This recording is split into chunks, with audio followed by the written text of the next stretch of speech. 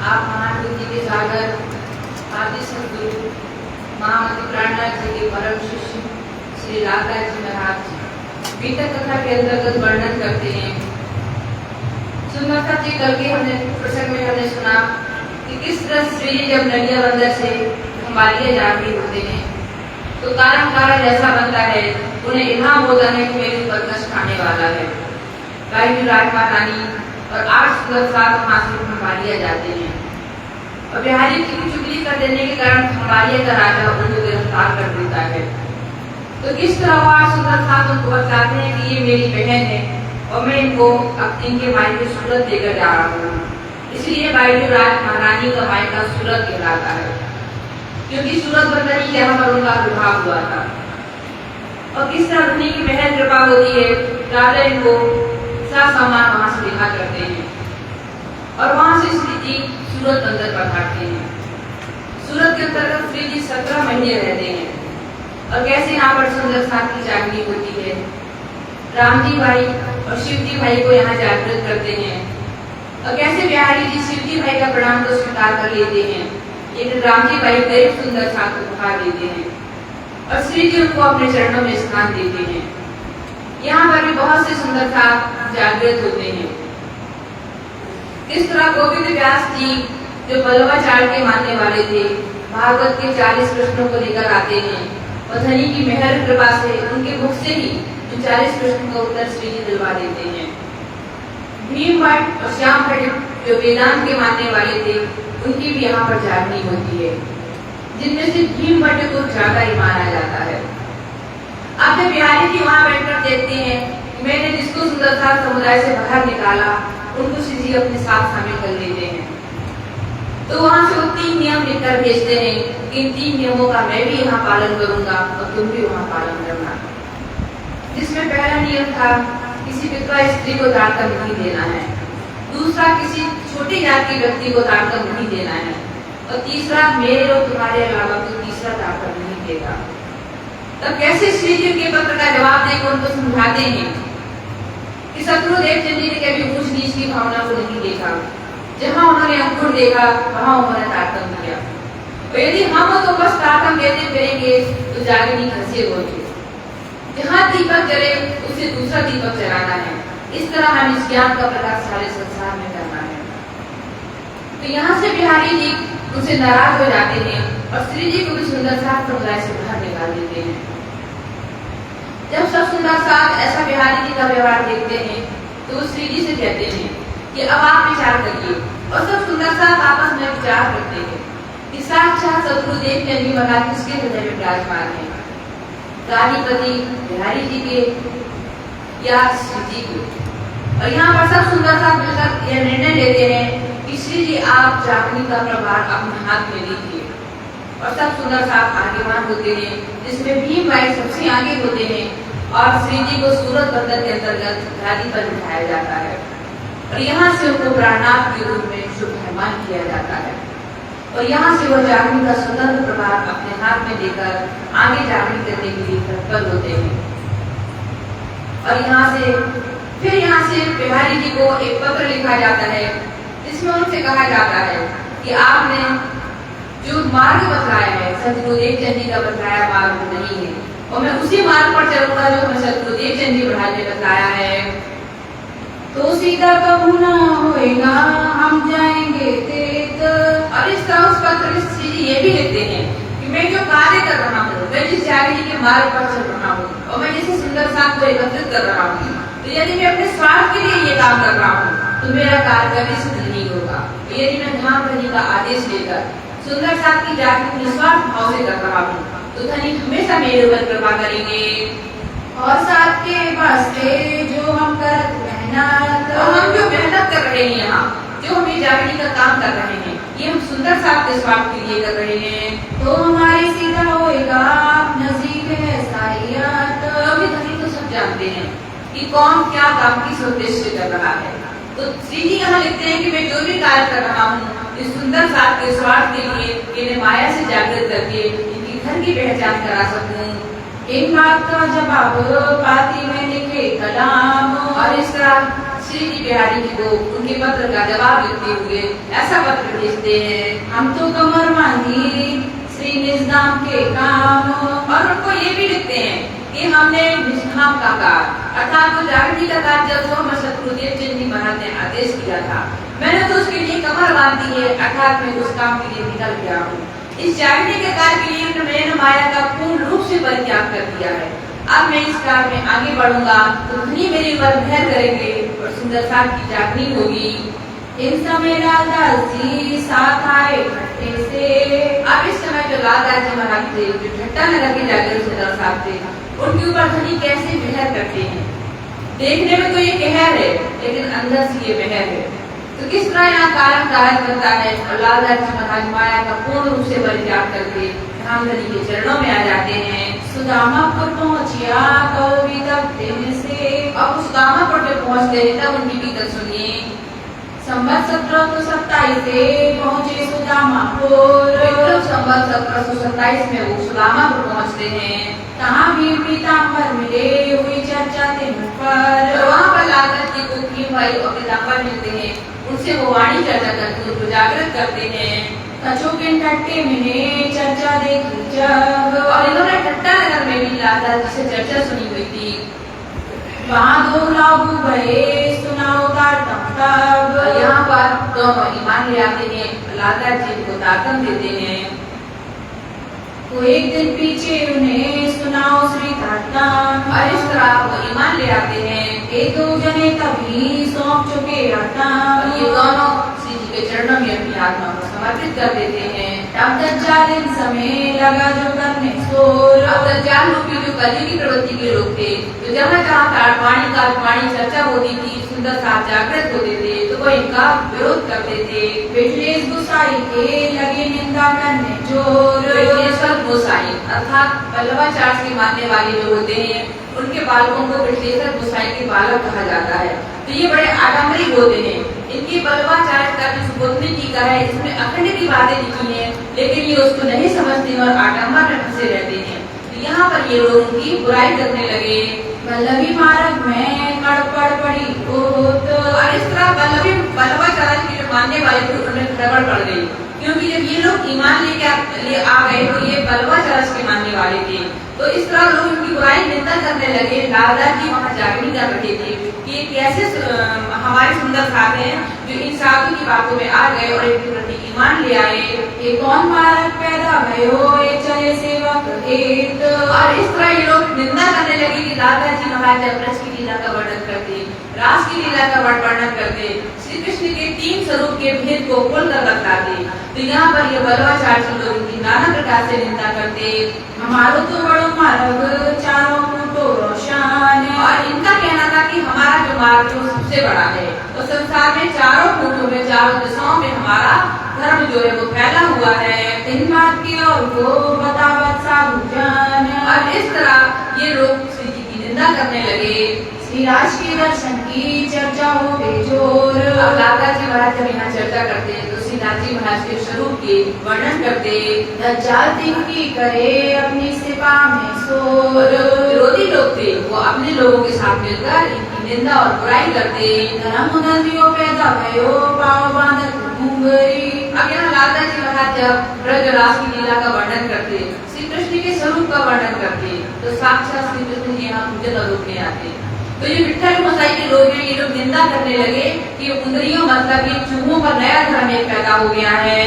हाल धरे पर्दा करे देखो ऐसी राह चली। और ये लोग क्या कहने लगे कि ये क्या करते हैं, कृष्ण जी की मूर्ति के सामने थाल रख देते हैं, तो चूहों के पैर में घुंघरू बांध देते हैं और पर्दा लगा देते हैं। तो वो चूहे जब थाल खाने आते हैं ना, तो उनके पैरों से आवाज आती है, तो ये लोग ये कह देते हैं कि साक्षात कृष्ण जी दर्शन करने, भोजन करने आए हैं। कहे हमारे घरों श्री कृष्ण जी पधरात। अब इस तरह निंदा करते कहने लगे कि चूहों के पैर में घुंघरू बांध देते और सबसे ये कहते कि कृष्ण जी भोजन करने आते हैं। सोर गाय के यही राह चलावत। और इस तरह ये लोग नाना प्रकार से यहाँ लालदास जी की निंदा करने लगे। इन बात शहर में निंदा निज दिन होए। और इस तरह वहाँ निज दिन सब मिलकर लालदास जी की और सुंदर साथ की निंदा करते। पूछे प्रश्न भागवत के ताको अरथ न कहवे कोय। और जब भागवत को 40 प्रश्नों का इनसे जवाब पूछा जाता, वो ब्रज कहाँ खंड है, वो रास कहाँ खंड है, तो इनके पास किसी बात का जवाब नहीं होता। काहूँ तो साची भाषे कोई चर्चा सुनो वे गले। तो जब यहाँ पर ये चर्चा करते तो किसी किसी को इनकी चर्चा बहुत अच्छी लगती और कोई कोई अपने से बारे में जाकर निंदा करता। कोई स्तुति करे जो देखे आए के और कुछ लोग भगवान का लाख लाख शुक्रिया अदा करते कि ऐसी ऊंची अलौकिक ज्ञान चर्चा हमें सुनने मिली है। रक्त प्रश्न चर्चा का रात दिन होते होए। और यहाँ पर जो विवाद लेकर आते, यहाँ पर वो चर्चा के बीच में अपने प्रश्न रखते और उनके सारे प्रश्नों का निवारण होता। जवाब कहूँ ना भी क्यों उत्तर दे विस्तो। यदि इनसे किसी बात का प्रश्न किया जाता बल्लवाचार्य के मानने वालों से, तो इनके पास किसी बात का जवाब नहीं होता। यो करते लोग इन समय लगे चर्चा सुनने को। और इस तरह बहुत सुंदर साधना इकट्ठी होने लगे और चर्चा के रस का आनंद लेने लगे। गोपी साथ में आईया खेमजी जोशी इन्हों। यहाँ गोपी और खेमजी जोशी थे, वो भी सुंदर साथ में आए। दामा और सूरचंद्र और वास्ता नाम। दामा सूरचंद ये सब सुंदर साथ में आए। लालबाई जने आई पैदा के निजाम। और लालबाई ये लालराय जी की धर्मपत्नी है, इन्होंने भी निजानंद धर्म में प्रवेश किया। यहाँ हुए चर्चा उत्सव आया एक प्रधान। और वहाँ का प्रधान भी सुंदर साथ में शामिल हुआ। और आया मस्कत से महाप का बेटा कान। और मावती बाई का बेटा जो गांधी था, वो भी मस्कत सुंदर से यहाँ आया। यो एक गांठ वो चली आपने लगा नया साथ। और इस तरह वाणी चर्चा के माध्यम से सुंदर साथ यहाँ एकत्रित होने लगे। सोई चर्चा सुनते हैं जाके दनिये पकड़े हाथ। लाला जी महाराज बार-बार यहाँ समझाते हैं कि अखंड के रस का पान वही कर पाता है, अपने हृदय में इसको यही उतार पाता है, धनी जिस पर मेहर करते हैं और हाथ पकड़कर इसको बिठाते हैं। लालदास को इन समय भई माया की उद्यान। अब यहाँ पर लालदास जी के ऊपर बहुत बड़ा माया का एक कष्ट आता है, उसके बारे में हम सुनेंगे। इनको राजी काट के चाहिए कदमों पहुँचे मोमेन। क्योंकि धनी ने ऊपर से तो इनके ऊपर मेहर दिख रही थी, लेकिन धनी ने इनके ऊपर बहुत बड़ी मेहर की थी। जैसे कुम्हार होता है और घड़ा बनाता है, तो ऊपर से तो उसको ठोकता है, लेकिन नीचे से उसको सहारा दिए रहता है। तो क्यों उसको ठोका इसलिए जाता है कि वो पक्का हो जाए, वो मजबूत हो जाए, और सहारा इसलिए देकर रखता है कि वो टूटे ना, वो बिखरे ना। तो ऐसे ही हमारे धनी की मेहर थी। ये लाला जी महाराज ये सर्वोपरि सुंदर ठाक थे, इन्हें महामंत्री की शोभा दी गई है, तो इनके तन से बहुत बड़ी जागनी का काम होना था। यदि ये माया में लगे रहते तो जागनी का काम कैसे होता। इसलिए इन्हें बाहरी दृष्टि से माया का बहुत बड़ा धक्का लगता है, क्योंकि लाला जी महाराज बहुत बड़े व्यापारी थे। इनकी 99 जहाज समुद्र में चलती थी। कारण कारा जैसा बनता है, समुद्र में तूफान आता है और सारी 99 जहाज इनकी डूब जाती है। अब इनके पास कुछ भी नहीं बचता। तो जो अन्य व्यापारी थे, क्योंकि आदमी व्यवहार करता है तो एक दूसरे से कर्ज भी लिए रहता है, तो वो सब इनके ऊपर आकर इनसे अपना कर्ज मांगने लगे, उनको परेशान करने लगे। तब इन्होंने यहाँ से माया का पूर्ण रूप से परित्याग कर दिया। तब माया की तरफ का हुआ धक्का जोर। और ये यहाँ पर इनको माया का एक बहुत बड़ा धक्का लगा। दज्जाले जोर किया ऊपर करने लगा शोर। अब इस तरह दज्जाल प्रवृत्ति में जो इनके अन्य व्यापारी थे, जो कर्जदार थे, वो इनसे कर्जा मांगने लगे और इनको परेशान करने लगे। जब कछु न रहा हाथ में तब माया दिया छोड़। और जब माया इनके हाथ में बिल्कुल भी नहीं रह गई, ये बहुत अधिक परेशान हो गए, तो इन्होंने माया का पूर्ण परित्याग कर दिया। तब नजर करी तरफ राज के चित माया से लिया मोड़। तब इन्होंने धाम धनी के चरणों को याद किया, तो माया को पूर्ण रूप से छोड़कर धनी के चरणों में अपनी आत्मा को समर्पित कर दिया। तो सुंदरता जी धनी जिस पर मेहर करते हैं ना, तो उसको पहले माया से छुड़ाते हैं, और जो माया में पगा रहता है उसके ऊपर धनी की मेहर नहीं होती। जैसे कि श्री जी से जागने का काम कराना था, तो उनको माया का सबसे बड़ा धक्का लगा कि उनको फांसी की सजा तक हो गई, और कैसे यहाँ से उन्होंने माया को पूर्ण रूप से छोड़ दिया। ऐसे ही यहाँ लालनाथ जी को भी माया का धक्का लगा, उनका सारा व्यापार चौपट हो गया और यहाँ से उन्होंने माया का परित्याग कर दिया। अन्य का नेम लिया जब मैं करो दीदार।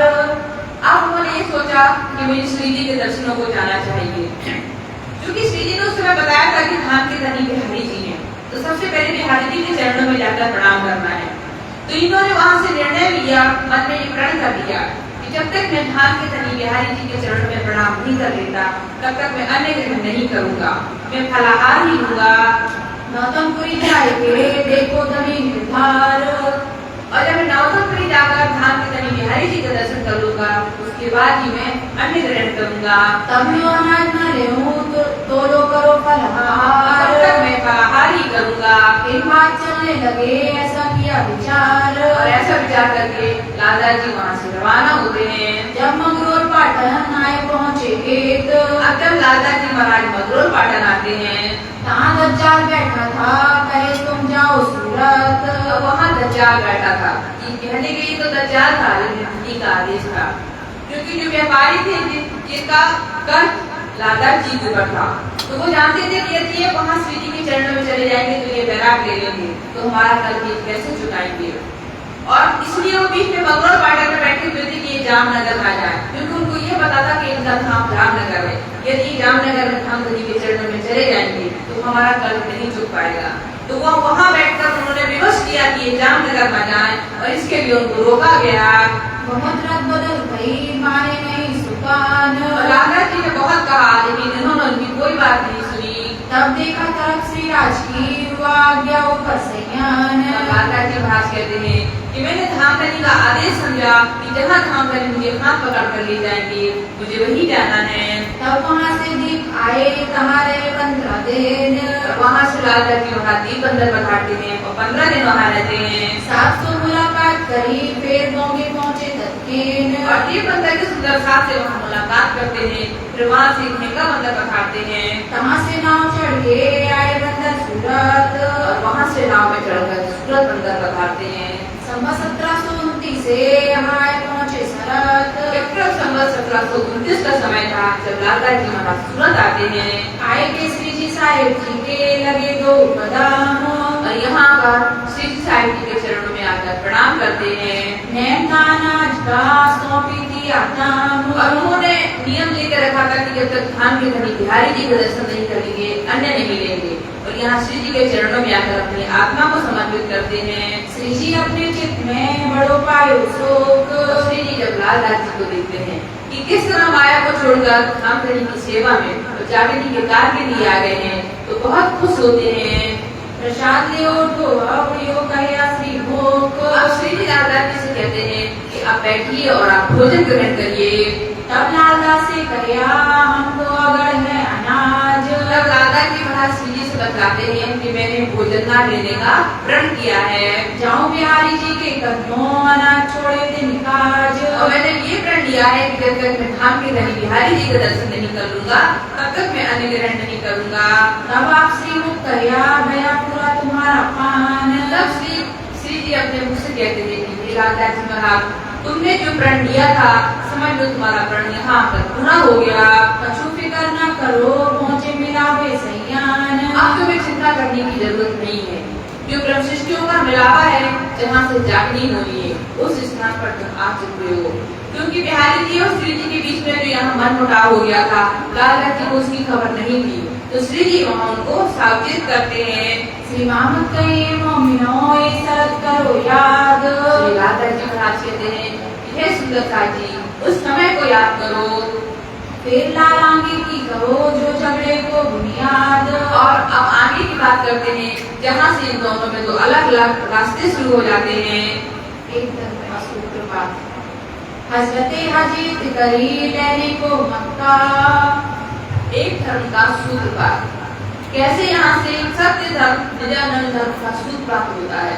तो यहाँ से महामती प्राणनाथ जी जागृति का सारा कार्य अपने हाथ में लेकर सूरत बंदर से प्रस्थान करते हैं। हजरते हजीत करी लेने को मक्का, हदे करी दज्जाल सो कुछ करी दारुल बका। ये जो चौपाई है ये कुरान की जो साक्षी है वो हमें यहाँ दर्शाती है। हजरत हजीत करी लेने को मक्का, हजरत मोहम्मद साहब जब उनका मक्का में बहुत विरोध हुआ और उनके चाचा जो अबू लहल थे वो उनका बहुत विरोध करते थे, तो वो किस तरह मदीना चले गए और मदीना में जाकर उन्होंने चर्चा के माध्यम से बहुत से लोगों को एकत्रित किया और उन सब के साथ उन्होंने आकर मक्का पर आक्रमण कर कर दिया और अबू जहल को परास्त करके उस पर अपना अधिकार कर दिया। तो यहाँ पर हजरत हज करी लेने को मक्का हजरत मोहम्मद इब्राहिम जी को कहा गया है। किस तरह मोहम्मद इब्राहिम जी ने हज की अर्थात तीर्थ यात्रा की, किसको लेने के लिए? मक्का को लेने के लिए। फतेह करी दज्जाल की कूच करे दारुल मक्का। मक्का यहाँ पर जामनगर को कहा गया है और मदीना सूरत को कहा गया है। तो श्री जी को मक्का की गाड़ी पर अधिकार नहीं करना था कि गाड़ी पर अधिकार करने के लिए उन्होंने यहाँ तीर्थ यात्रा की है, ये हज की, ये जागरणी का कार्य अपने हाथ में लिया। उस गाड़ी पर जो बिहारी जी बैठे हुए थे, जो संकुचित भावना के थे, जिन्हें मात्र गाड़ी से प्रेम था, ना तो उन्हें सुंदर साहब की जागरी से मतलब था, ना उन्हें सुंदर साहब के प्रेम से मतलब था। तो उनकी उस भावना को परित्याग करके एक सत्य धर्म की स्थापना के लिए जो सुंदर साहब का सारा ध्यान बिहारी जी के ऊपर था, तो वहां से उनका ध्यान हटाकर जागरणी के कार्य में लगाना, ऊंच नीच छूत की जो भावना बिहारी जी के अंदर भरी हुई थी, उस भावना से परे जाकर एक सत्य धर्म की स्थापना करने के लिए जो यहाँ पर जागरणी यात्रा प्रारंभ करी गई, उसको यहाँ हज कहा जाता है। क्योंकि बिहारी जी ऊंच नीच छूत की भावना रखते थे, तो ये भेदभाव समाप्त करके सबको एक परमात्मा की इबादत कराना और उस पूर्ण परमात्मा के चरणों की पहचान कराने के लिए सूरत, जिसको मदीना कहा गया है, यहाँ से मोहम्मद इब्राहिम जी ने हज प्रारंभ करी अर्थात जागरणी यात्रा प्रारंभ करी और फतेह करी दज्जाल को कूच करी दारुल बका। दज्जाल को भी धर्म विरोधी लोग रास्ते में जहाँ मिले, चाहे वो बिहारी जी हो, वो चाहे जिस स्थान पर गए हो, तो जहाँ चाहे इनका विरोध हुआ, उन सारे स्थानों पर धाम तरीके वजह से इन्होंने विजय प्राप्त की। विरोध तो इनका सबने बहुत किया, लेकिन कोई इनका कुछ बिगाड़ नहीं सका। और किस तरह कहा जाना था इनको? दारुल बका, जिसको इस जागरणी ब्रह्मांड का परम धाम कहा गया है, जो पद्मावतीपुरी धाम है।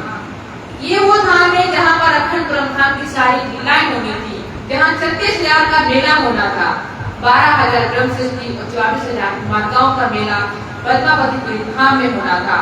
तो उस धाम को पाने के लिए, उस धाम तक जाने के लिए किस तरह मदीना शहर से इन्होंने हज प्रारंभ की और किस तरह मक्का पर विजय प्राप्त की, अर्थात उनकी संकुचित भावना का परित्याग करके एक सत्य धर्म की स्थापना के लिए ये जागरणी यात्रा प्रारंभ की। शहर मदीना सूरत कहाँ से भी चले जब। और मदीना सूरत को कहा गया है, तो किस तरह सूरत बंदर से इन्होंने जागरणी यात्रा प्रारंभ करी। महाजरों मदद करी जो साथ सेवा में चले तब। और महाजर धर्म पर निछावर होने वाली ब्रह्म सृष्टियों की जमात को कहा गया है।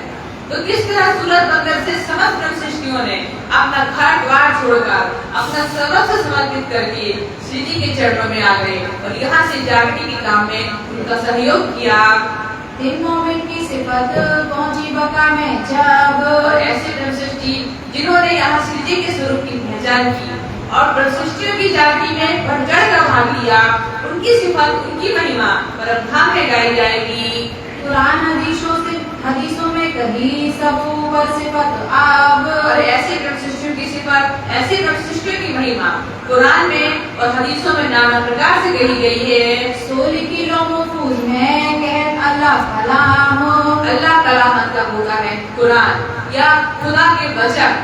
खुदा ने अपने वचनों से, उस पूर्ण परमात्मा ने अपनी वाणी से जिन जिन धर्म ग्रंथों में इन ब्रह्म सृष्टियों की सिफत लिखी है, वो सिफत इस संसार में आकर जाहिर हुई। लाडलियां लाहूत की जाती असर चौथे आसमान, बड़ी बड़ाई की जाती सिफत करे सुभान। ऐसे सुभान की अर्धांगिनी, उनकी लाडली, उनकी प्यारी सुंदर साथ, उनकी प्यारी गुलसियां, जिनकी महिमा धनी अपने मुखारबिंद से नाना प्रकार से गाते हैं। 11 से बरस आम हुई सब पड़े खलब आम। अब ब्रह्म सृष्टियां जब इस संसार में आई तो उनके आने के 1000 वर्ष पहले ही कुरान आ गई थी और कुरान के पहले सिपारे से लेकर 30वें सिपारे तक पूरे कुरान में इन ब्रह्म सृष्टियों की महिमा नाना प्रकार से गाई गई है। तो कैसे इनकी महिमा इनके आने के पहले ही संसार में जाहिर हो गई थी। श्री धनी देवचंद जी ले आए किल्ली अल्लाह कलाम। सतगुरु देवचंद जी महाराज जो श्यामा स्वरूपा थी, किस तरह वो तारतक ज्ञान रूपी पूंजी लेकर आई और इस तारतक ज्ञान रूपी चाबी से जितने भी वे स्थान पर जिनमें आज तक ताले लगे हुए थे, जिनके रहस्य आज तक उजागर नहीं हो गए हो पाए थे, वो अथर्वण वेद जिसके रहस्य आज तक नहीं खुले थे और घोड़ा 3 पैर खड़ा हुआ था, तो इस चाबी के माध्यम से उन उन तारों को खोला गया, उन रहस्यों को संसार में उजागर किया गया और धर्म रूपी घोड़े को 4 पैर पर खड़ा किया गया। जी आप जाहिर करी दिया मोमिनों को काम। और इस तरह महामती श्री प्राणनाथ जी ने उन रहस्यों को उजागर किया। और ये किसकी खुराक थी? अखंड ब्रह्मांड का ज्ञान, वहाँ की वाणी, वहाँ की लीलाओं का वर्णन। ये हमारी लीला थी, हम प्रभु सृष्टि की लीला थी। उनको ही इसको सुनने में आनंद आता है। मोमिन सुन्नत जमात में बातें करे किताब। और मोमिन सुन्नत जमात में, सुन्नत जमात उसको कहा जाता है जो सुनकर ईमान लिया है। हमारे घर की बातें यदि हम सुनते ही यदि हमें ईमान आ जाए तो हमारे घर की बातें हैं, तब हम ब्रह्म सृष्टि हैं। तो ऐसे सच्चे ब्रह्म सृष्टि जो अखंड ब्रह्मांड के ज्ञान का वर्णन सुनते ही ईमान ले आते हैं और अपने घर की और अपने प्रियतम की पहचान करते हैं, वो ही इस पर विश्वास लाते हैं। हक्का प्यारे पर ये बात बड़ी गुजरात। ऐसे प्यारे ब्रह्म सृष्टि जो धनी के चरणों में समर्पित हैं, जिन्हें अपनी निस्बत की पूर्ण पहचान है, तो वहाँ तो धनी प्यार करते ही हैं, लेकिन इस झूठे जागृति के ब्रह्मांड में आकर भी हमारे धनी ने पल पल मेहनत की, पल पल उनकी कृपा, उनके ऊपर कृपा करी। दिनों सेवा करी सने सो तन मन दिया ध्यान। और जिन्होंने सने से प्रेम से धनी की कृपा करी, सुंदर साथ की सेवा करी और धनी ने उनके ऊपर कृपा और मेहर की। और ऐसे सुंदर साथ जिन्होंने धर्म के कार्य के लिए, जागृति के कार्य के लिए अपना सर्वस्व समर्पित कर दिया, ऐसे सुंदर साथ के लिए धनी बार बार इनकी सिफत गाते हैं और इनके ऊपर मेहर करते हैं। तो आए इस्लाम में खास मोमिन।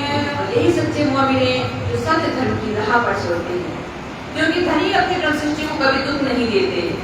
दुख न देहु फूल बागड़ी देखू शीतल ने, उपजाऊ सुख सब अंगों उड़ाहू मीठे बैन।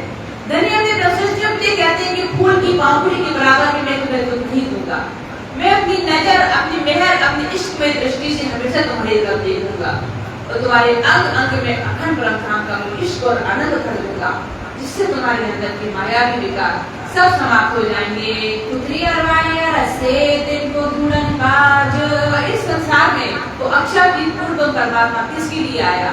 हम ब्रह्म सृष्टि के लिए संसार में फिर देखने आई थी और अपने घर और अपने प्रियतम को भूल गई थी। और जब रूती फिरस्ते हुक्म दिया श्री राज। और जब रूती फिरस्ते अर्थात ईश्वर सृष्टि भी इनके साथ आई थी, इन सब को जागृत करने के लिए वो तारतम ज्ञान इस संसार में आया। यही थे ब्रजदास में हुए पूर्ण नई मनोरथ। और यही वो ब्रह्म सृष्टियां हैं जिन्होंने ब्रज में लीला की है, यही वो ब्रह्म सृष्टियां हैं जिन्होंने रास में लीला की है, और यही वो ब्रह्म सृष्टियां हैं जो परमधाम में जागृत हो गई थी, लेकिन इनके दुख देखने की इच्छा पूरी नहीं हुई थी। तो इनके लिए ही ये तीसरा जागृति का ब्रह्मांड बनाया गया। तब तीसरो ये रचियो पढ़ियो इन्हें दिखावन भारत। तो इन ब्रह्म सृष्टियों को दिखाने के लिए, इनकी दुख देखने की इच्छा पूरी करने के लिए धाम धनी के आदेश से ये तीसरा ब्रह्मांड बनाया गया। तीसरो जो अक्षर को जाने जैसा ही इंड। और ये तीसरा जो ब्रह्मांड बना है ना, तो सुंदर साथी हमने सुना था कि जब ब्रह्म सृष्टि ब्रज से रास में गई थी तो ब्रज का ब्रह्मांड लय हो गया था और वो वैसा ही नया ब्रह्मांड यहाँ स्थापित कर दिया गया था। तो वही ये तीसरा जागृति का ब्रह्मांड ब्रज की लीला से लेकर जागृति के ब्रह्मांड तक का वही ब्रह्मांड चल रहा है। तो ये तीसरा जागृति का ब्रह्मांड इन ब्रह्म सृष्टियों के लिए बनाया गया है, क्योंकि ब्रह्म सृष्टियों ने खेल मांगा था तो धनी ने मेहनत करके 3 बार इनको खेल दिखाया। प्रकट वाणी में महामती जी कहते हैं ये 3 ब्रह्मांड हुए जो ऐसे हुए न कोसी का। इन तीनों में ब्रह्म लीला भई, ब्रज रास और जागृति करी। तो कैसे ब्रज और रास की लीला देखकर हम इस जागृति के ब्रह्मांड में आए। सब जाने हम वही हैं, कहूँ कवर ना बड़ी ब्रह्मांड। और काल माया का ब्रह्मांड लय हो गया था, लेकिन किसी को भी ये खबर नहीं पड़ी कि वो ब्रह्मांड लय हो गया। सबको लगा कि ये वही ब्रह्मांड है। कामे आए स्वस्थ ब्रह्म की जो काशल खास मात। और इस ब्रह्मांड में उस ब्रह्म की सृष्टि, वो ब्रह्म की निस्बती अंगियां ब्रह्म सृष्टियां इस संसार में आई है। कुरान के अंतर्गत जिनको खास मोमिन कहा गया है। ताको जगह के जुगत सो दावत कर क्या मात। कैसे हमारे धनी, हमारे प्रियतम इस संसार में आए और बड़ी युक्ति से, बड़े प्यार से अपनी ब्रह्म सृष्टियों को जगा रहे हैं और कयामत का संदेश दे रहे हैं। वो आत्म जागृति का संदेश देके कि हृदय में तारतम का प्रकाश करके अंधकार का नाश करो। कुंडल सा कुमार को चले जगावन काज। और सतगुरुदेव चंडी महाराज ने आदेश दिया था कि इंद्रावती को ये शाकुंतल और सकुमार को जगाना है, तो उसी कार्य के लिए वो मदीना शहर से तत्पर होते हैं। श्रीमुख श्री देवचंद जी कही बुलाए ले आओ श्री महाराज। श्री देवचंद जी ने उनको ये आदेश दिया था, कुली कलिंग दज्जाल सो जग करो जाए तुम। और ये संसार सागर जो है इसमें कलयुगी प्रवृत्ति के लोग भरे हुए हैं। जहाँ जहाँ श्री जी जाते हर जगह उनका विरोध होता, लेकिन जिसके सर पर धाम धनी का व्रत हस्त हो, उनकी मेहर और कृपा हो, उनका कोई कुछ नहीं बिगाड़ सकता। देव छुड़ाए के लियाओ बगाताम। और किस तरह इस तारतम ज्ञान के प्रताप से जो हमारी ब्रह्मशिष्टियां हैं, जिनके अंदर देह बुद्धि आ गई है, तो इनके अंदर से देह बुद्धि छुड़ाना है। और देह बुद्धि का मतलब होता है हम अपने गुण अंग इंद्रियों विषय के स्वार्थ में फंसे हो। जब ये देह बुद्धि छूट जाती है और निज बुद्धि हमारे अंदर आ जाती है, तो फिर संसार की गुण अंग इंद्रियां अपने बस में नहीं कर सकती। और यहाँ बैठे बैठे अखंड परम की वो सुख और लज्जत हमें मिलने लगती है। धर्म विरोध धरा मैंने करता कुली दज्जाल। दज्जाल प्रवृत्ति के लोग हैं, वो संसार में बैठकर उनका इतना ही काम है कि जो धर्म के मार्ग पर चलता हो उसका विरोध करके उसको परेशान करो। ताको मारो सिताब सो जो होवे सब खुशहाल। तारतम ज्ञान की तलवार से ऐसे धर्म का विरोध करने वाले दज्जाल प्रवृत्ति के लोगों को मारना है और सत्य के राह पर चलना है। एक दिन हो एक का सब भजन करे भगवान। और इस तरह जब इस तारतम ज्ञान का प्रकाश सारे संसार में हो जाएगा, सारा संसार उस पूर्ण परमात्मा की पहचान कर लेगा, तो सारा ब्रह्मांड पद्मावतीपुरी धाम में महामती प्राणनाथ जी के चरणों में आकर नतमस्तक करेगा और उनकी नाना प्रकार से महिमा गाएगा। देव वेद कते की साहेगी जो ले आवे सब ईमान। और जो लिखा वेद में सोई कहा कते, जो बातें वेदों में लिखी हैं वही बातें कते ग्रंथ में भी लिखी हैं। महामती प्राणनाथ जी ने दोनों ग्रंथ की रहस्यों को उजागर किया और सारे संसार को एक सत्य धर्म और सत्य परमात्मा की पहचान कराई। गाजी बनी अस्राइल तामे श्री देवचंद जी से धार। गाजी बनी अस्राइल अर्थात धर्म पर निछावर होने वाली ब्रह्मशिष्टों की जमात। सतगुरु देवचंद जी महाराज का जब प्रकटन हुआ तो इनके साथ ही धर्म पर निछावर होने वाली ब्रह्मशिष्टियां भी इस संसार में आई। लड़े रात खुदाई के वास्ते जो महीने हजार। इस तरह सतगुरु देवचंद जी महाराज श्यामा स्वरूपा है, वो 1000 महीने तक इस धर्म विरोधी लोगों से लड़ती रही और सत्य धर्म की राह पर चलते रहे। तो सुंदर साहब जी यहाँ जो 1000 महीने का वर्णन आया है, तो विक्रम संवत 1638 में सतगुरु देवचंद जी महाराज का जन्म होता है। और किस तरह वो 1712 तक धर्म विरोधी लोगों से युद्ध करते हैं और तारतम ज्ञान का प्रकाश करते हैं। उसके बाद ये दूसरे जामों में प्रवेश करते हैं, क्योंकि कुरान में लिखा है रू अल्लाह दो जामे में नसी दूजी बंद होता है। दूसरे जामा अर्थात महामती प्राणनाथ जी के हृदय जहाँ पे विराजमान होते हैं। और विक्रम संवत 1722 तक जब वो द्वीप बंधन पधारते हैं, कैसे कलयुग प्रवृत्ति के लोगों के साथ युद्ध होता है। तो विक्रम संवत 1638 से लेकर 1722 तक 1000 महीने होते हैं। इसमें 83 वर्ष और 4 महीने की गणना की जाती है। तो कैसे इतने समय तक सतगुरु देवचंद जी ने और फिर वो महामती प्राणनाथ जी के हृदय में विराजमान हो गए और कलयुग प्रवृत्ति के लोगों के साथ कैसे धर्म युद्ध किया।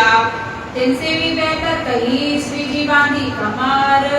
इस समय से भी बेहतर जब महामती प्राणनाथ जी की जागी हुई, क्योंकि हमने देखा विक्रम संवत 1722 दीप बंदर से जब श्री जी निकले तो यहाँ से जागरण का प्रचार प्रसार और अधिक होने लगा और वाणी और लीला प्रारंभ हुई। और कैसे पद्मावतीपुरी धाम आते आते परिक्रमा सागर खिलवत, ये वो मार्फती किताबें हैं जिसमें अखंड ब्रह्म धाम की सारी कुछ बातें, धाम धनी की हृदय की बातें, ब्रह्म धाम के 25 पक्षों की बातें और धनी के नक्श से लेकर सिर तक के एक एक अंगों का वर्णन किया गया है। तो इस समय को और अधिक महत्वपूर्ण माना गया है। जाहिर करी जगत में लड़ाई सब पार। और इस तरह सारे संसार में महामती प्राणनाथ जी और उनकी ब्रह्मशिष्टियों ने जो धर्म के लिए युद्ध किया है, जो सत्य धर्म की स्थापना के लिए कार्य किया है, वो सब जगह जाहिर होगा। इन लड़ाई के वक्त में जिन्हों करी मदद। और ऐसे जागने के कारण में जिन ब्रह्मशिष्टियों ने सुंदर साथ ने महामती प्राणनाथ जी का सहयोग किया, इनकी मेहनत इन जुबा करी ना जाए सिफात। तो उनकी मेहनत, उनका ये कार्य इस छूटी जुबान से उसका वर्णन नहीं हो सकता। इनके नाम के हैं तो सुनियोजित देश के साथ। लालदास जी महाराज कहते हैं कि ऐसे सुंदर साथ जिन्होंने इस समय श्री जी का सहयोग किया और जागृति के कार्य में कंधे से कंधा मिलाकर उनके साथ चले, उनके नाम का हम वर्णन कर गाते हैं। उपदेय का दर ने पकड़े अपने हाथ। और जो सुंदर साथ इस समय जागृति के कार्य में मदद कर रहे हैं ना, उसमें अपने मन से नहीं कर रहे हैं, राज्य उनको हुक्म दे रहे हैं, राज्य में उनको इतना सामर्थ्य दे रहे हैं कि वो इस कार्य में आगेवान हो गए, अपना घर, अपना परिवार, अपना सर्वस्व निछावर करके धाम धनी के चरणों में आ गए और यहाँ से जागृति कार्य में आगे निकल गए। संग चले सेवन को ये जो मोमिन खासन खास। और ये वो मोमिन है जिनको खासन खास कहा गया है। यही ब्रह्म सृष्टि है जिन्होंने जागृति के कार्य में अपना सर्वस्व समर्पित कर दिया है। इनको श्री राम धनी बिना और न उपजे आस। और इनको धाम धनी के चरण कमलों के अलावा संसार की कोई आस नहीं थी। तो धनी ने इनकी कुबत दी, धनी ने इनको हुक्म आदेश दिया इस जागृति के कार्य में वो सहयोग कर सके, क्योंकि कहा गया है ना, हुआ है सब हुक्म में, होत है सब हुक्म, होसी सब कछु हुक्म में, बिना हुक्म न कछु कसम। जो हुआ है, जो हो रहा है और जो होने वाला है, सब धाम धनी के हुक्म से ही होता है। धनी के हुक्म के बगैर पत्ता भी नहीं मिलता। तो ये ब्रह्म सृष्टि यहाँ जो भी सहयोग कर रहे हैं, जो भी कार्य कर रहे हैं, धनी के आदेश से कर रहे हैं। सुरक्षित स्थान है श्री जी संग श्री बाई जी और भट्ट गोवर्धन। आप जब श्री जी सूरत से प्रस्थान करते हैं तो उनके साथ श्री जी के साथ उनकी बाई जी राज महारानी और गोवर्धन भाई भी थे। सेवा करी धन धन सो तो हुआ साथ में धन धन। और तन धन से इन्होंने श्री जी की और सुंदर साथ की सेवा की, ये सब के बीच में धन्य धन्य हुए। भीम बाई करी मात सो निकस्या तन लेखन। जो भीम भाई ने भीम भट्ट सूरत के सुंदर साथ हैं, जो वेदांत पक्ष के मानने वाले थे, जब श्री जी को गाड़ी पर बिठाया गया तो आगेवान होकर इन्होंने वो कार्य किया था। ये भी अपना सर्वस्व छोड़कर श्री जी के साथ वहाँ शामिल हो गए। सेवा करी मत लो गाय प्रेम वचन। बड़ी प्रेम से श्री जी की तन मन धन से सेवा करी।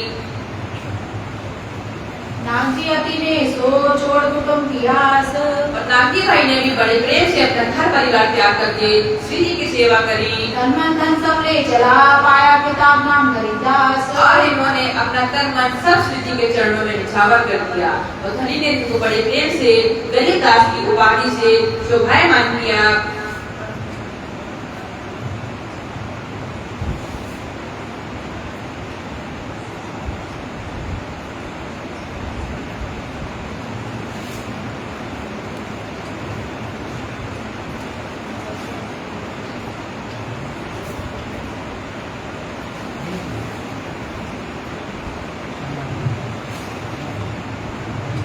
श्री प्राणनाथ प्यारे की जय।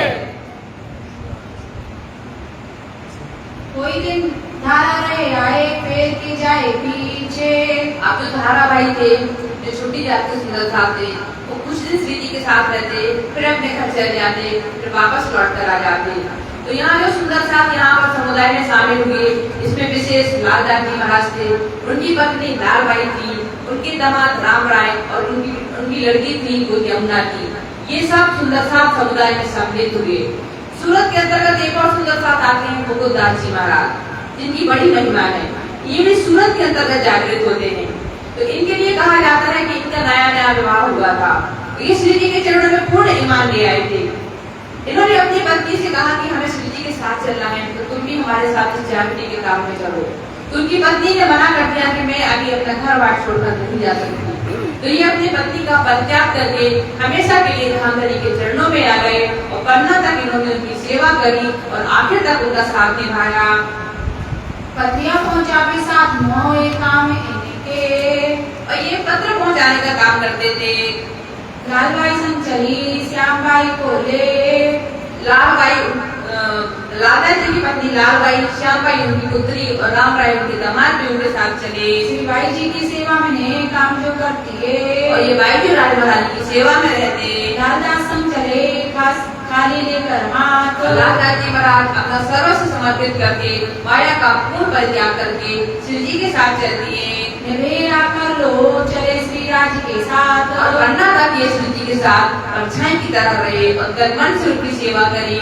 सुखदेव सूरत से ले चले संग मानिक और सूरत से सुखदेव मानी भाई आए अपना पटारिया पहुँचे मेरे गुजरात और इन्होंने अपना सर्वस्व श्री जी के चरणों में समर्पित कर दिया। प्रेम जी अति प्रेम सो मार्ग में मिले घाय और प्रेम जी भी मार्ग में श्री जी से आकर मिले। हाजिर रहे हजूर में सेवा करी चितरियाय और हमेशा श्री जी की सेवा में तत्पर रहते। सूरत से थी चल के आए पहुँचे गुजरात अब श्री जी सूरत से चलकर गुजरात पधारते हैं।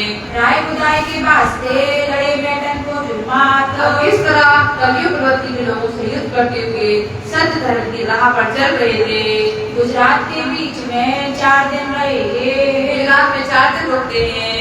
यहाँ से थी कूच करके सिद्धपुर पहुँचे थे और वहाँ से श्री जी सिद्धपुर पाटन पधारते हैं। लक्ष्मण कबीला लेके पहुँचे गुजरात और जो दूसरे लक्ष्मण भाई थे वो भी अपने परिवार के साथ गुजरात आ जाते हैं। कबीला मारी गया कहीं रहने की बात और इनका परिवार बहुत बड़ा था तो वो वहीं ठहर जाते हैं। इस वास्ते रहा बीच में माया के सुखराज इसलिए वापस ये माया में लग जाते हैं। उमर कोई दिन में फिर सूरत करी श्रीराज और सारी उम्र इन्होंने माया में ही गंवा दी। सिद्धपुर के बीच में रहे 22 दिन अब श्री जी जब सिद्धपुर पाटन पहुँचते हैं तो वहाँ 22 दिन रुकते हैं। भगवान उपाध्याय ने सेवा करी अति मगन यहाँ भगवान दास उपाध्याय नाम का एक पंडित था। इसको रेवादास भी कहा जाता है। तो इसने भी वहाँ पर श्री जी का सिर्फ लौकिक स्वरूप देखकर, क्योंकि उनके स्वरूप में इतना तेज इतना नूर था कि हर कोई उनसे प्रभावित हो जाता था। तो इस तरह एक अलौकिक दिव्य पुरुष समझकर उनकी सेवा करी।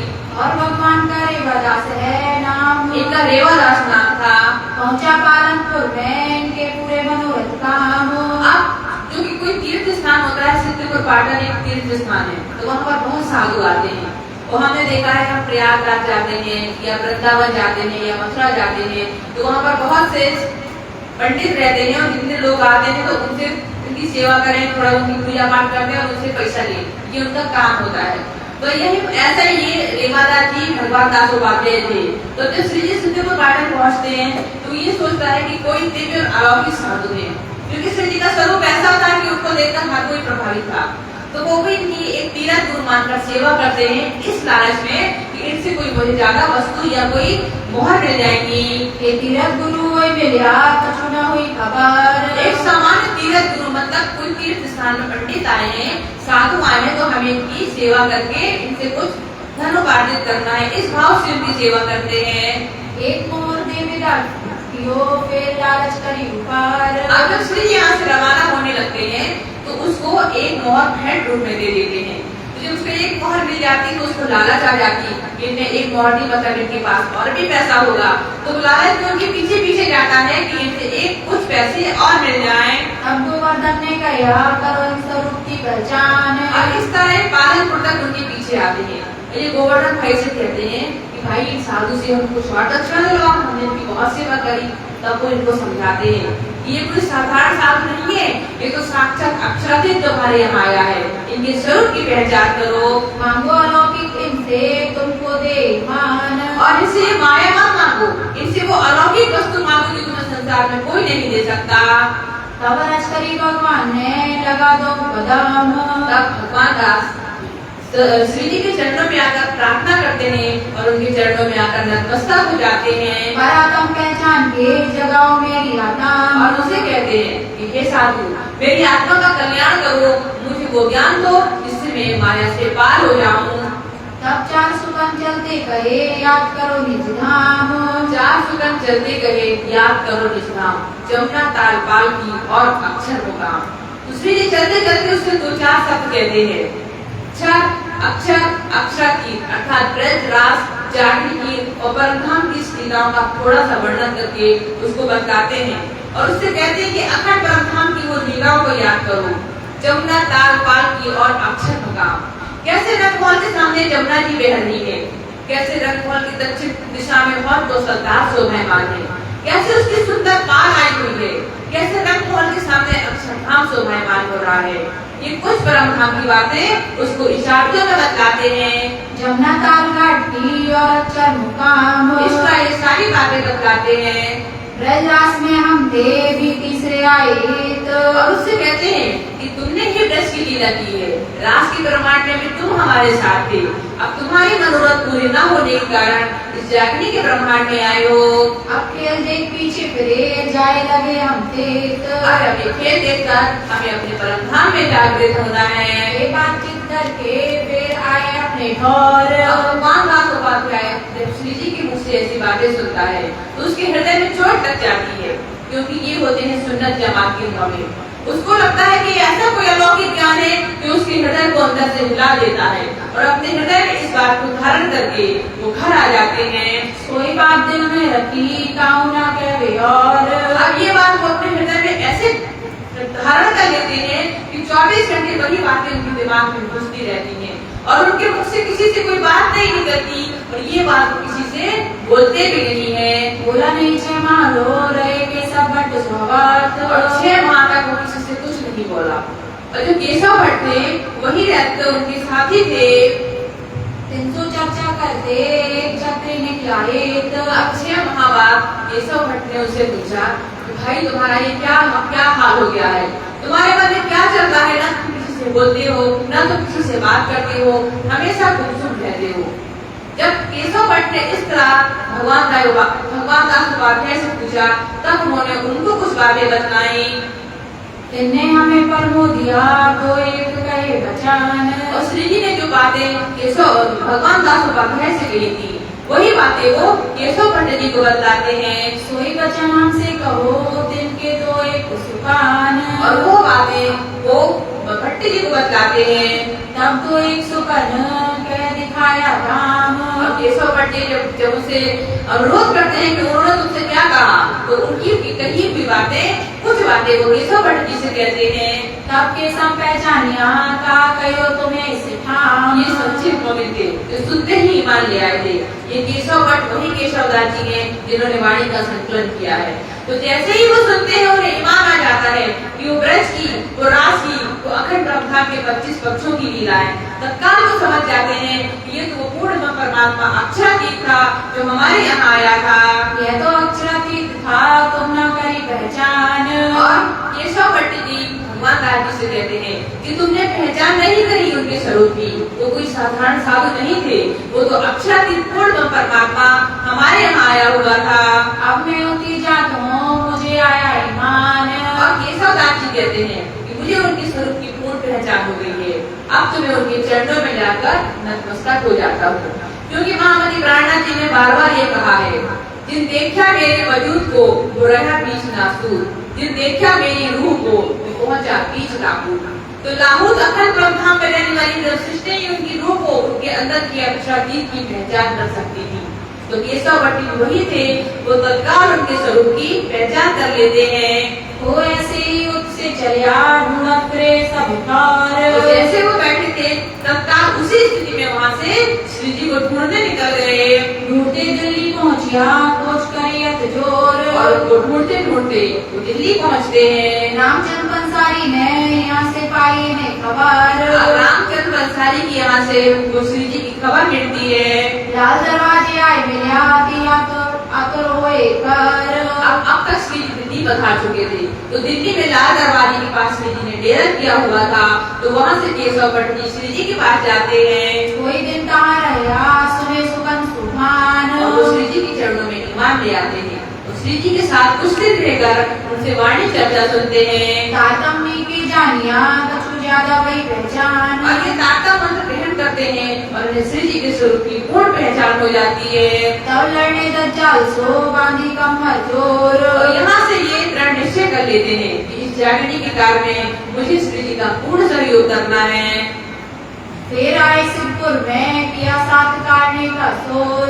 अब केशव भट्ट जी दिल्ली में तारतम्य ले लेते हैं और इनकी आत्मा जागृत हो जाती है, तो यहाँ से पुनः सिद्धपुर पाटन लौटते हैं। यहाँ जो सुंदर साथ हैं उनकी मैं जागरणी करूंगा, ये दृढ़ निश्चय करके। भगवान रेवादास को नसीहत फेर के दई ने चिन्हार। और केशव भट्ट जी जब सिद्धपुर पाटन आते हैं तो वहाँ पर नित्यानंद धर्म का पहला झंडा स्थापित होता है और वहाँ से ये जागने का कार्य प्रारंभ करते हैं। तो सबसे पहले भगवान दास उपाध्याय जिनकी मुख से उन्होंने ये बातें सुनी थी, उनको श्री जी के स्वरूप की पहचान कराते हैं। इनको ले आया साथ में किया खबरदार। और सबसे पहले उनको श्री जी की पहचान कराकर सुंदर साथ में शामिल करते हैं। केशव जी पर मोदिया और द्वारकादास ये द्वारकादास जी को भी प्रबोधते हैं।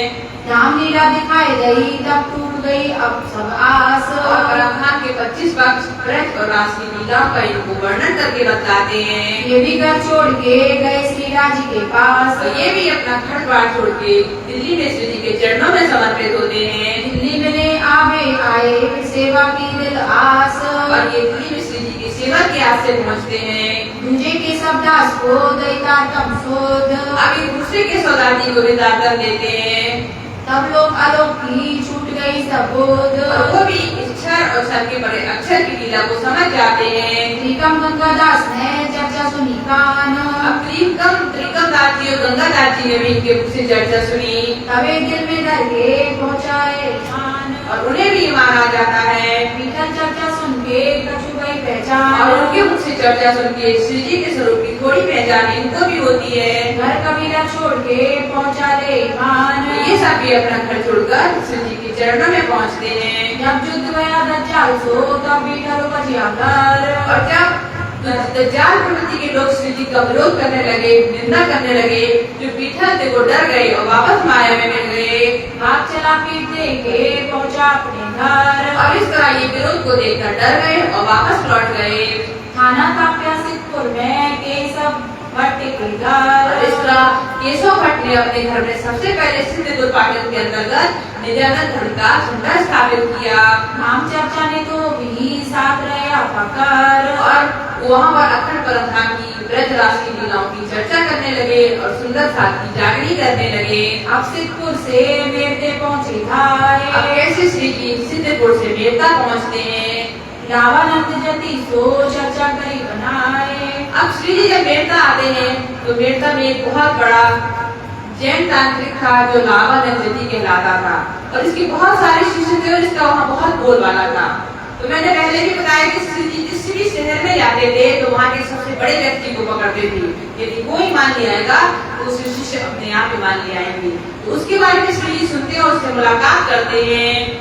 10 दिन चर्चा में भये ठौर हुआ जब बंद। और श्री जी की लावानंद जति से 10 दिन तक चर्चा होती है और श्री जी की हर बात पर वो निरुत्तर हो जाता है। तब कई मातम मेरो गयो मेरे मारा को प्रबंध। अब लावानंद जति सोचने लगा, मेरा तो सारा वर्चस्व समाप्त हो गया, इनके सामने मैं किसी बात पर भी ठहर नहीं पा रहा हूँ। मारो दाव के पहाड़ में इनको डालो उल्टाए। अब चूंकि वो तांत्रिक था, बड़े बड़े दैत्य के साथ उसके बस में थे, तो वो ये सोचता है कि मैं अपना तंत्र मंत्र पढ़कर अपने बड़े बड़े दैत्यों को बुलाऊंगा और वो पहाड़ उठाकर इनके ऊपर पटक देंगे और इसे ये मर जाएंगे। सब दैत्यों के मंत्र से बात किए उपाय। और जितने दैत्यों के, जितने पिशाच के, जितने भूतों के उनको मंत्र आते थे, सारे मंत्र लावानंद जति ने पढ़ लिए। लेकिन जहाँ धाम धनी अक्षर की साक्षात खड़े हो, जहाँ 33 कोटि देवी देवताओं की रक्षा के लिए खड़े हों, वहाँ किसी दैत्य पिशाच का मंत्र काम नहीं करता। घर पर्वत उठो नहीं तब हार के बैठा ठौर। और ना तो घर उठा, ना पर्वत उठा, ना कोई दैत्य पिशाच आ सके और ना उस श्री जी का कोई अहित कर सके। तब लावानंद जति परास्त होकर अपने घर में बैठ गया। पंचवासना सब देव जहाँ खड़े तहाँ मंत्र चले और ऐसे अक्षर की पूर्ण परमात्मा इस संसार के 33 कोटि देवी देवता के साथ वो अक्षर की पंचवासनाएं भी जिनकी रक्षा करने के लिए हमेशा खड़ी रहती है। अक्षर की पंचवासनाओं में शिव जी, विष्णु भगवान, कबीरदास जी, संकातिक और सुखदेव मिली, ये वो 5 रतन कहलाते हैं जो इस ब्रह्मांड को, इस भवसागर को मथने से ये 5 रतन निकले जिन्होंने अक्षर तक की पहचान इस संसार में बतलाई है। इन 5 व्यक्तियों के अलावा ऐसा कोई ब्रह्मांड में नहीं है जो 6 ब्रह्मांड के परे का ज्ञान दे सके। तो ऐसी पंचवासनाएं 33 कोटि देवी देवता के साथ जिस अक्षर की रक्षा के लिए खड़ी हो, उसका कोई तांत्रिक कुछ नहीं बिगाड़ सकता। दिखाओ में डराई के आसन कर बैठा सोन। अब उसने हर तरह से प्रयास कर लिया और वो श्री जी का कुछ नहीं बिगाड़ सका। तो अब उसको ये लगा कि पूरे मेड़ता में मेरा बहुत बोलबाला है, मेरे बहुत शिष्य हैं, सब मुझसे डरते हैं, तो मेरा वर्चस्व समाप्त हो जाएगा। तो उसने क्या किया, मौन धारण करके बैठ गए। हम ऐसा देखते हैं आज के युग में भी बड़े बड़े साधु संत होते हैं ना, जब वो देख लेते हैं कि हम हारने लगे किसी बात पे, तो कहते हैं गुरुजी मौन धारण किए, किसी की बात का जवाब नहीं देते। तो वही यहाँ पर बाबा ने जति ने भी किया। होश कुछ खाली भया ग्रह के बैठा हूँ, और इस तरह उसने सब तंत्र मंत्र विद्याएं पढ़ ली और वो खाली हो गया, लेकिन दूसरी जी का कुछ नहीं बिगाड़ सका। रामचंद्र आए मिले बैठते के ठौर, और बेटे के अंतर्गत रामचंद्र जी श्री जी से आकर मिलते हैं। सेवा में शामिल रहा तब आस न रही और ये श्री जी की सेवा में तत्पर रहते हैं और इन्हें कोई माया भी आस नहीं रहती। एक हवेली लेके कहाँ विराजे श्रीराज, और बेटा में एक हवेली लेकर श्री जी बाई राय महारानी और सुंदर साथ विराजते हैं। चर्चा बड़ी होगी रहा न कोई काज, और यहाँ पर वो अखंड परम धाम की लीलाओं की चर्चा होने लगी और सुंदर साथ को बड़ा रस मिलने लगा। शोर बढ़िया शहर में आवत सब फलक, और श्री जी की अलौकिक चर्चा सुन के पूरे मेड़ते में शोर पड़ गया। सबसे पहले तो इस बात का शोर पड़ गया कि मेड़ता का जो राजा लावा नंदी कहलाता है, वो श्री जी के चरणों में नतमस्तक हो गया, हार गया। उसका शोर शराबा तो पहले ही हो गया था। और जब श्री जी वाणी चर्चा करने लगे तो अखंड की वो लीला का जो वर्णन करते थे, उसका शोर में सारे शहर में हो गया। घेर रहे मधुमाखी ज्यों कोई आए बीच हाक, जिस तरह मक्खी मधु को घेरे रहती है और उसका मीठा मीठा रस का स्वाद देती है, उसी तरह मेड़ते के अंतर्गत चारों तरफ से सुंदर साथ श्री जी को घेर कर बैठते थे और अखंड परम धाम का रस जो वो बरसा रहे थे, उसका रसपान करते थे।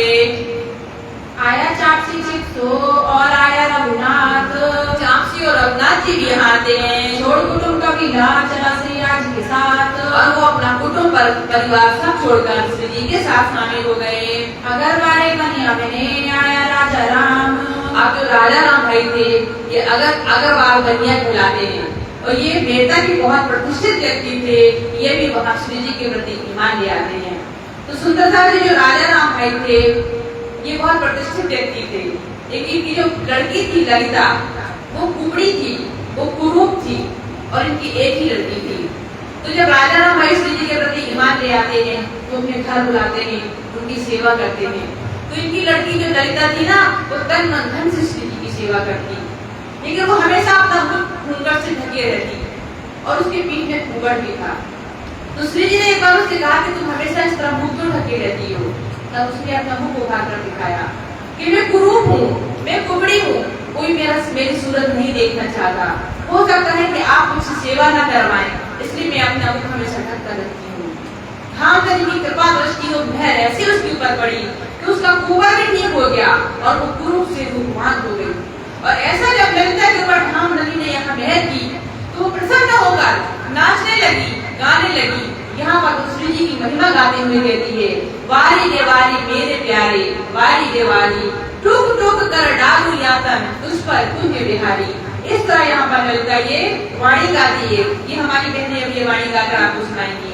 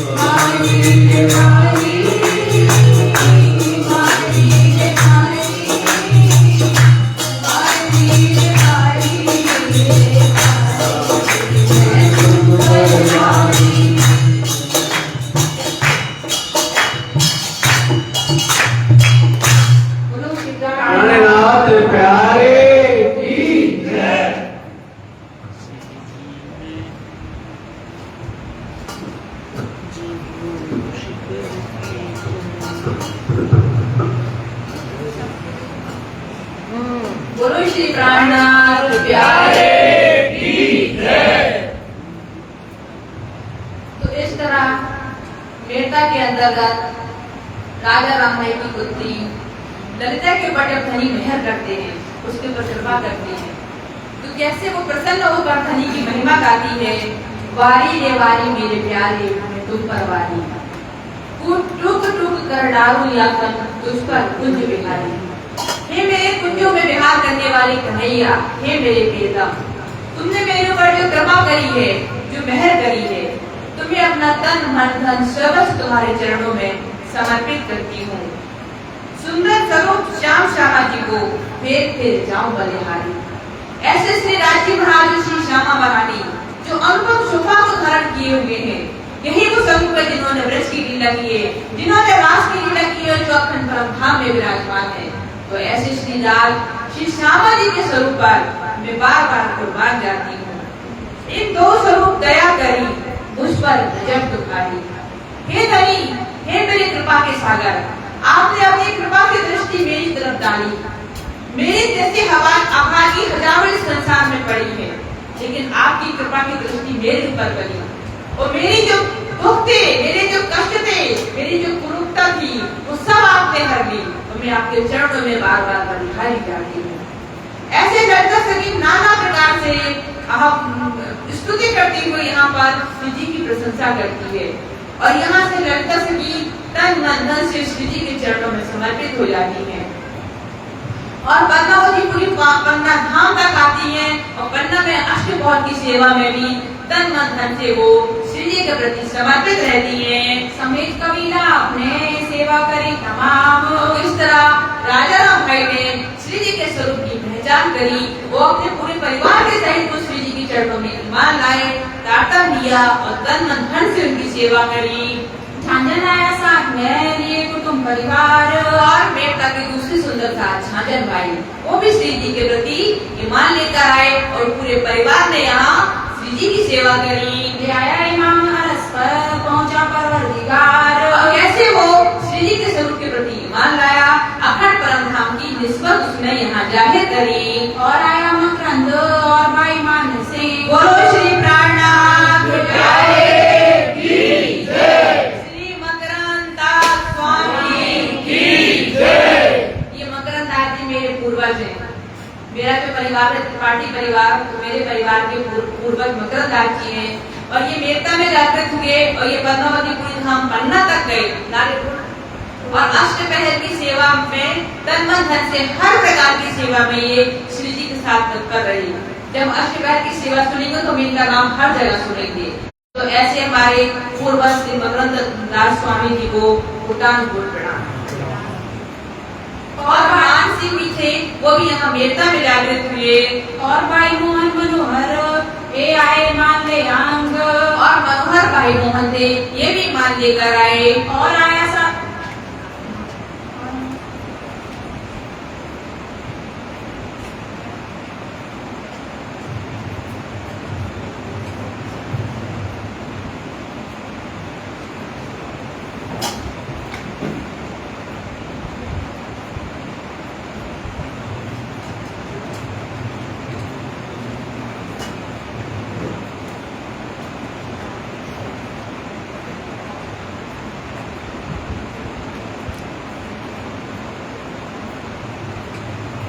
इस सब साथ में राजा राम सिरदार गुरु श्री प्राणनाथ प्यारे की जय।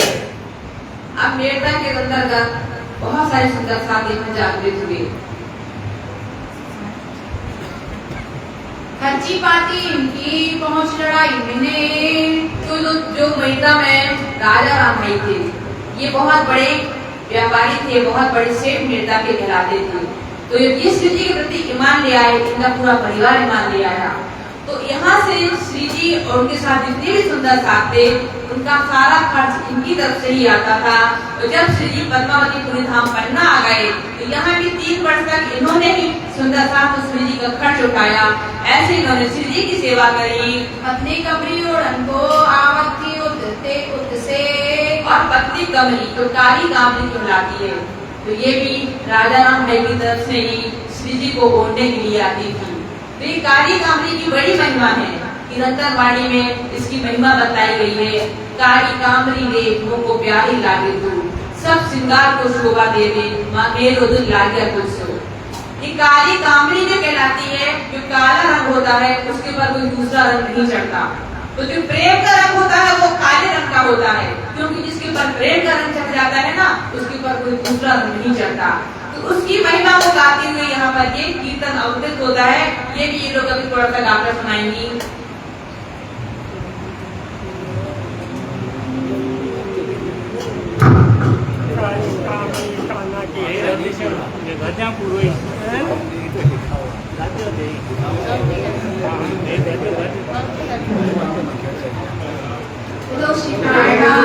प्यारे की जय। काली कामरी काली कामरी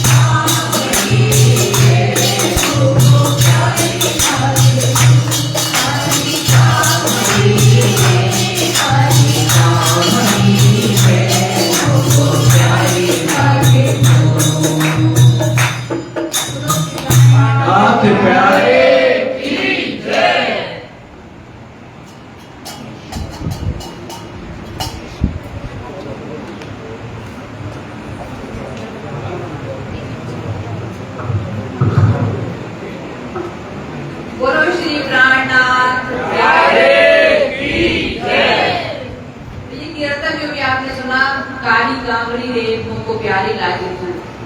ये कीर्तन जब श्री जी उदयपुर और मंदसौर पधारते हैं, जहाँ पर चीरक वेश अर्थात बैराग वेश धारण कर लेते हैं, तो वहाँ पर एक कीर्तन अवतरित होता है कि किस तरह एक सगुण का त्याग करके निर्गुणी वेश यहाँ धारण किया जाता है।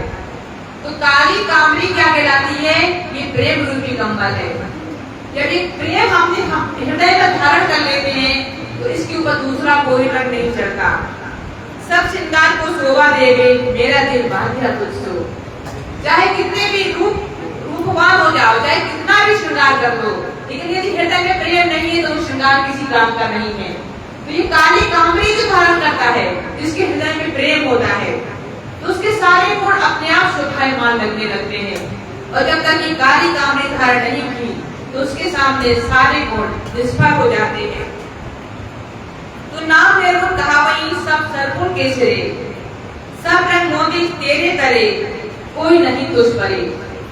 तो इस काली कामरी के लिए कहते हैं कि तू निर्गुण कहलाती है, और जितने भी सर्वगुण है सब तेरे सामने फीके हैं।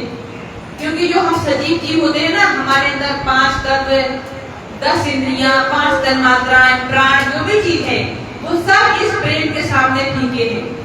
जिसके अंदर प्रेम आ जाता है ना, उसके सारे गुण, चाहे वो मान हो, चाहे वो गुण हो, चाहे वो विद्या हो, चाहे वो दया हो, ये प्रेम के सामने सारे गुण उसके फीके हो जाते हैं। तो जिसके हृदय में, जिसने वो काली कामरी ओढ़ ली, जिसके हृदय में वो प्रेम आ गया, समझ लो इस संसार में सर्वोपरि हो गया। तो ये काली कामरी किसने ओढ़ी थी? वो ब्रज की वन में, वो ब्रज की गोपिकाएं जिन्होंने कन्हैया के साथ रासलीला की थी, उन्होंने वो काली कामरी ओढ़ी थी। उनके हृदय में जो प्रेम था वो संसार में किसी के अंदर प्रेम नहीं हो सकता है। और दूसरा, वो काली कामरी किसने ओढ़ी? मोहम्मद, जो धनी की मासूम कहलाते हैं। और आज वो काली कामरी महामती प्राणनाथ जी ओढ़े हुए हैं, जो साक्षात अक्षरातीत पूर्ण परमात्मा है, जिनके हृदय से वो प्रेम निकलता है और 12,000 सृष्टियों में संचालित होता है। और ये काली कामरी के रूप में जो प्रेम यहाँ पर दर्शाया गया है, तो जिसको धनी का प्रेम लग जाता है, उसके ऊपर दूसरा कोई चीज इस संसार की असर नहीं करती है। कहते हैं जाको आया इश्क हकीकी, उसको दुनिया लगती फीकी, उसको मालिक आप संभाले, पिए जा पिए जा। यही प्रेमी की पहचान है कि जिसको अखंड परमधाम का इश्क आ जाता है, उसको संसार के स्वाद झूठे लगने लगते हैं। और यहाँ पर बैठे बैठे तो अखंड परमधाम का इश्क प्रेम में वो सराबोर रहता है। तो इस तरह ये काली कामरी, यहाँ रायाराम भाई जी की सेवा थी, जो बेटा के सुंदर साथ थे, तो यहाँ से ये काली कामरी श्री जी को ओढ़ने के लिए जाती थी।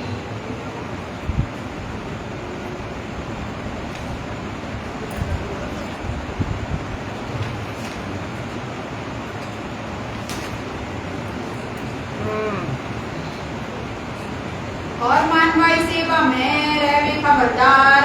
अब यहाँ मेरता के अंतर्गत मानवाई की श्री जी की सेवा में तत्पर रहती, पावते दीदार को रहे तरफ धनी निर्धार, की सेवा में तन मन धन से समर्पित रहती। अब इन समय मेरते में बड़ा जो बड़े असोर। अब जब बहुत सी सुंदर साहब यहाँ जागृत हो गए, राजा राम भाई जैसे, झांझर भाई जैसे, मकरंदास जी जैसे बड़े बड़े प्रतिष्ठित व्यक्ति भी श्री जी के प्रति ईमान ले आए, तो सारे शहर में शोर पड़ गया। चर्चा और दीदार को गलत चली आवे। और ऐसा कहते हैं ना, कोई बड़ा व्यक्ति जो काम करता है ना, उसके पीछे पीछे सब भगे आते हैं। तो जब शहर के बड़े बड़े प्रतिष्ठित श्री जी के प्रति ईमान ले आए, तो उनकी देखा सुनी और भी मेरता की सुंदर साहब श्री जी के दर्शन को आने लगे। सुख बड़ो सब साथ को दुख जत है नेक। यहाँ पर श्री जी के मुखारबिन से जो चर्चा होती है, उससे सबको बड़ा सुख मिलता है। एक मजल जो इन समय होती वक्त क्या मत। अब यहाँ पर एक बड़ा काम होता है, एक बहुत बड़ी घटना होती है जो कयामत के समय को दर्शाती है। ये बातें बहुत हैं कायरों को बनाए। राजा जी महाराज कहते हैं बेटा के अंतर्गत जो जो भी लीलाएं हुई उसका बहुत वर्णन है, वो कहाँ तक किया जाए। तो इस लीला में हाजिर ये अनुभव है ताए। और लाला जी कहते हैं कि उस समय जो इस लीला में हाजिर उपस्थित था वही इसकी लज्जत को समझ सकता है। सुनी बात जब जसवंत की तब पाती लिखी दोए। अब यहाँ पर बैठकर श्री जी जसवंत सिंह राठौर उनके बारे में सुनते हैं। भट्ट गोवर्धन ले चले पैगाम पहुँचावन सोए। और जो गोवर्धन भट्ट थे उनको पत्र दिया जाता है, क्योंकि जो जसवंत सिंह राठौर थे वो बहुत वीर प्रतापी राजा थे। तो जो बड़े वीर प्रतापी राजा होते थे तो श्री जी एक बार उनकी खोज खबर लेने जरूर भाग जाते थे, या किसी सुंदर साथ को भेजते थे कि इसके अंदर ब्रह्म सृष्टि का अंकुर तो नहीं है।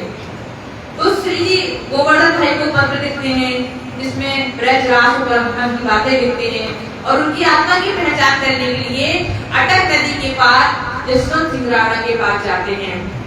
तो सुंदरलाल जी जसवंत सिंह राठौर नाम का राजा था, वो बहुत ताकतवर था, वो बहुत अच्छा राजा था, लेकिन वो औरंगजेब की अधीनता को स्वीकार किए हुए था। उसका पुत्र था पृथ्वी सिंह, वो इससे भी अधिक बलशाली था। तो एक बार औरंगजेब बादशाह अपने दरबार में बोल देता है कि मेरे राज दरबार में तो ये बब्बर शेर बंधा हुआ है, इससे अधिक शक्तिशाली इस ब्रह्मांड में कोई नहीं है।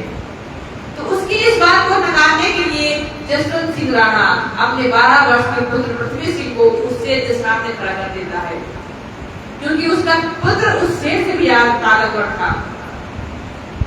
तो यहाँ पर बादशाह एक शर्त रखता है कि यदि तुम्हारा पुत्र हार जाएगा तो तुम्हें फांसी पर चढ़ा दिया जाएगा। उस शर्त को स्वीकार कर लेता है और कहता है यदि मैं हार जाऊंगा तो मैं सिंहासन पर से उठ जाऊंगा। और यहाँ पर उस बबरी से और पृथ्वी सिंह का युद्ध होता है और 12 वर्ष का जसवंत सिंह राणा का पुत्र पृथ्वी सिंह उस बब्बर शेर की जबड़े को ऐसे फाड़ देता है और उसके 2 टुकड़े कर देता है। सारी सभा में उसकी जय जयकार होने लगती है, लेकिन औरंगजेब बादशाह का मुंह लग जाता है और वो यहाँ पर एक षड्यंत्र रचता है और जसवंत सिंह राणा को काबुल में कुछ काम के लिए भेज देता है और यहाँ पर उसके पुत्र को खाना में विष देकर उसको मार देता है। तो जब जसवंत सिंह राणा को इस बात की खबर पड़ती है कि मेरे पुत्र की हत्या हो गई है, तो हृदय गति रुकने से उसकी भी मृत्यु हो जाती है।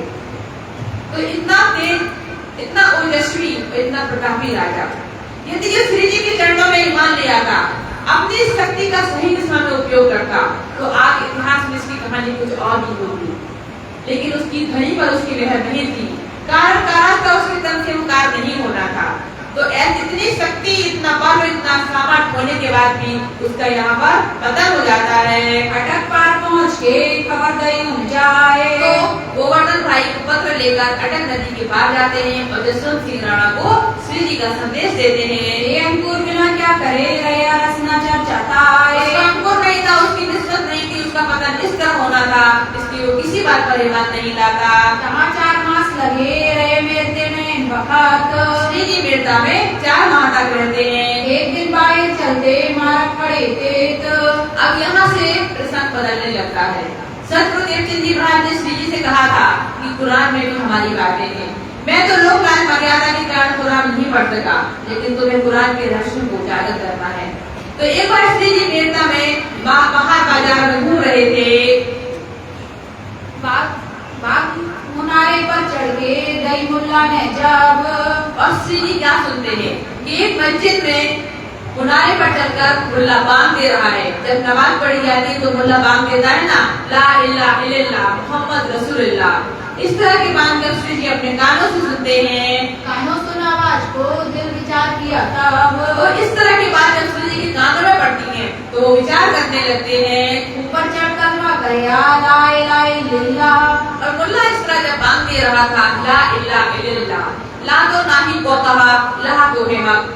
ला मतलब होता है अक्षर प्रमाण, इल्लाह मतलब होता है अक्षर धाम, और इल्लल्लाह मतलब होता है अक्षर की धाम, और मोहम्मद रसूलुल्लाह अर्थात उस अल्लाह का पैगाम लाने वाले मोहम्मद साहब हैं। इस कलमा का ये अर्थ होता है मोहम्मद रसूल अल्लाह तिनकी एक खबर कहे अल्लाह। और इस तरह मोहम्मद साहब रसूल बनकर, संदेश वाहक बनकर उस अल्लाह का पैगाम लेकर कुरान के माध्यम से इस संसार में आए।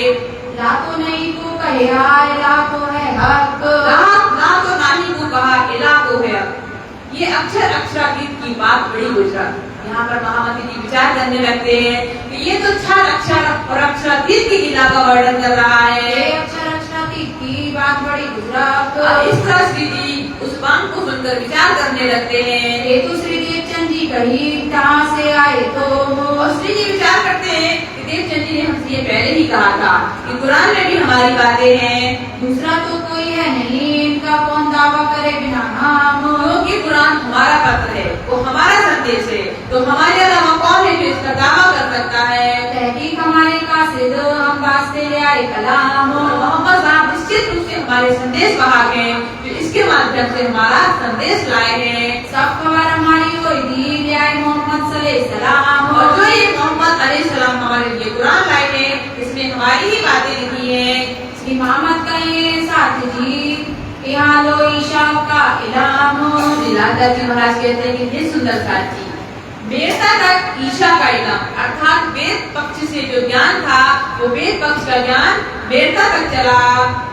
अब मोहम्मद को मिल जला कहो एक दिन आदम। अब मेरता में मोहम्मद साहब के लाया गया प्रत्येक पक्ष का ज्ञान में एकाकार हो जाता है।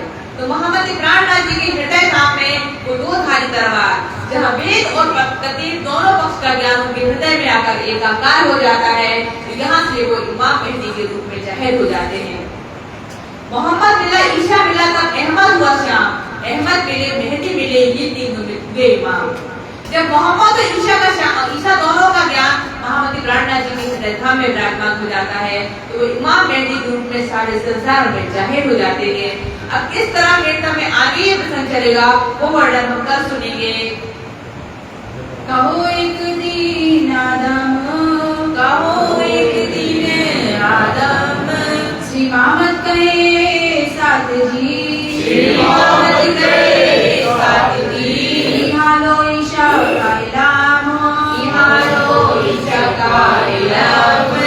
अब मोहम्मद को मिल जला, मोहम्मद को मिल जला, कहो एक दिन आदम, कहो एक दिन आदम, कहो एक दिन आदम, कहो एक दिन आदम। बोलो श्री राम प्यारे की जय, राम के हरि की जय, सद्गुरु महाराज की जय, लाला स्वामी की जय, पद्मावती श्री राम की जय, समस्त सुंदर सात की जय, दयाराम साहेब आपकी सदा ही जय।